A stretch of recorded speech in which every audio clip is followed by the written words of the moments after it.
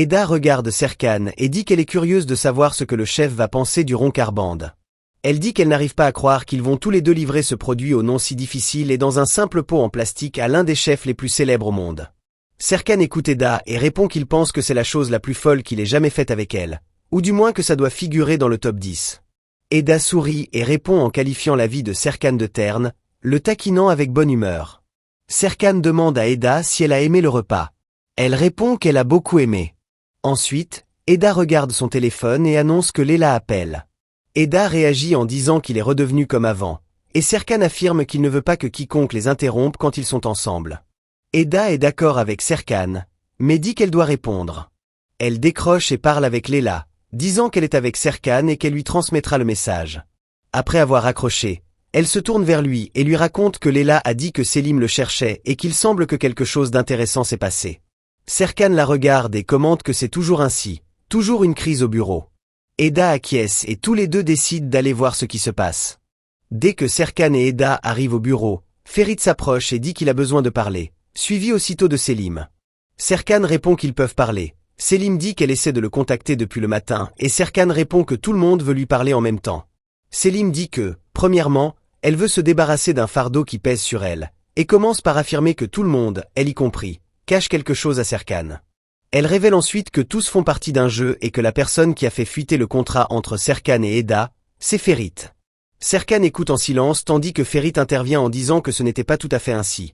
Et Selim dit qu'elle a essayé d'empêcher que la nouvelle se répande pour protéger à la fois Serkan et Ferit, mais qu'elle a fini par cacher quelque chose et s'en excuse. Elle continue en disant qu'Efe connaissait toute la vérité et l'a fait chanter, voulant racheter ses parts, mais qu'elle n'a pas cédé et a décidé de tout dire à Serkan. Serkan demande froidement s'il manque encore quelque chose, un secret ou un chantage. Selim répond que non et en profite pour dire qu'elle veut quitter son poste de relations publiques et lui transférer sa part de 5% de l'entreprise. Serkan lui demande pourquoi, et elle répond qu'elle a besoin d'un nouveau départ. Il accepte et lui souhaite bonne chance, disant qu'elle peut rester encore quelques jours le temps de tout régler. Serkan se tourne ensuite vers les autres et dit que si son associé et son avocate, deux personnes en qui il devrait avoir confiance, lui ont caché des choses, alors selon cette logique il ne peut faire confiance à personne. Ferit reconnaît que c'était une grave erreur et s'excuse, disant qu'il n'a rien de plus à ajouter.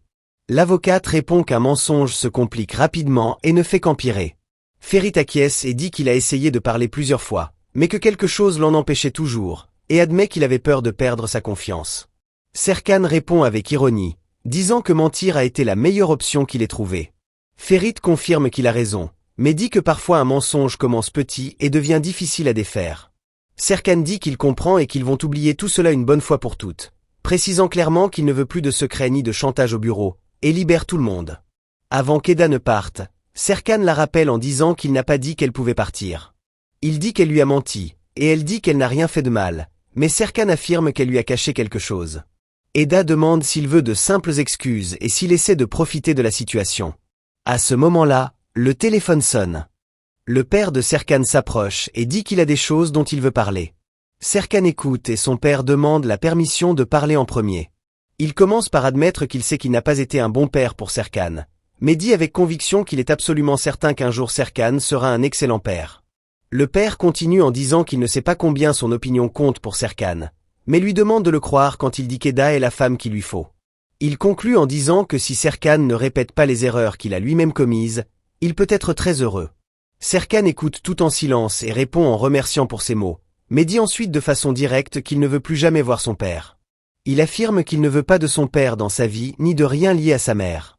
Le père répond qu'il anticipait cette réaction et qu'il ne viendra plus déranger, mais ajoute qu'il est certain qu'un jour Serkan lui pardonnera.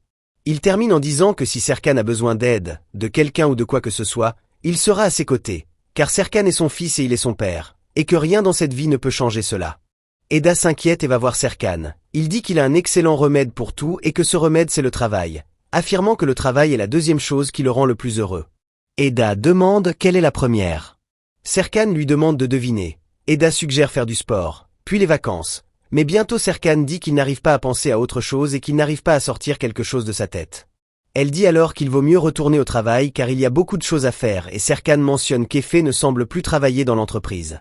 Serkan en profite pour dire à Eda que si elle le souhaite, elle peut travailler avec lui. Eda répond qu'Efe veut qu'elle fasse un rapport sur l'opération et qu'elle le lui envoie, et prévient que le nouvel associé arrivera bientôt. Serkan admet qu'une voix en lui dit qu'Effé a une intention cachée. Elle demande alors à Serkan s'il lui fait confiance. Serkan répond que oui, et elle dit qu'alors il n'a pas à s'inquiéter et qu'ils doivent tous les deux régler ce qui se passe. À ce moment, Leila annonce que les candidates sont arrivées pour l'entretien d'embauche, et Serkan dit de les appeler. Eda dit qu'elle va rester en dehors car ce n'est pas sa responsabilité. Serkan l'interpelle, lui rappelant le patron en qui elle fait confiance, et dit qu'il détient encore 45% de participation dans l'entreprise, donc s'il était là il aimerait suivre le processus. Serkan conclut qu'en vertu de cette logique Eda le représente et peut rester, et que ses avis comptent pour lui, donc ils vont faire ça ensemble. Eda sourit et dit que c'est déjà le premier désir de Serkan qui se réalise, disant que ses désirs sont des choses aussi simples que ça. Serkan lui demande quand elle va lui dire quels sont les siens.